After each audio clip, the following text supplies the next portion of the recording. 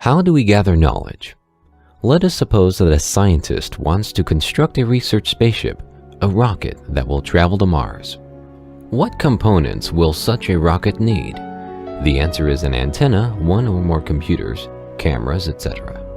What will happen if we remove the antennas and the cameras?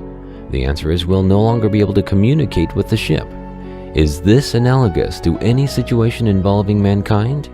Yes. Think about the state of sleep. The antennas, the five senses through which we make contact with the outside world, are almost completely neutralized. This is contrary to our imagination, which continues to be active. In this course, we want to address a very important question, a fundamental question that everybody should ask him or herself. How does a person gather knowledge?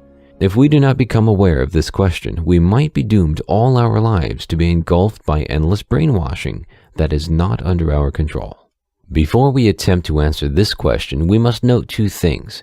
We must recognize that quite often people strongly try to reject new information. For example, a person who grew up under the influence of communist thought might see any liberal viewpoint as dangerous or brainwashing, and two, the context in which the information appears is significant.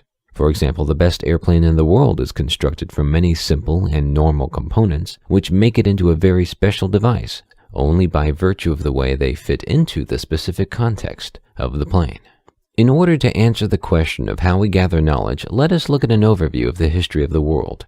This is often divided into three main eras: the Old World until the fall of Rome in the year 476, the Middle Ages approximately into the year 1500, and the modern era. The Old World can be divided into two eras that are the foundation of our current world. First, there is the ancient world until about 600 BCE, with the beginning of philosophy. This world appears to modern man to be in the distant past, clouded by the mists of mythology.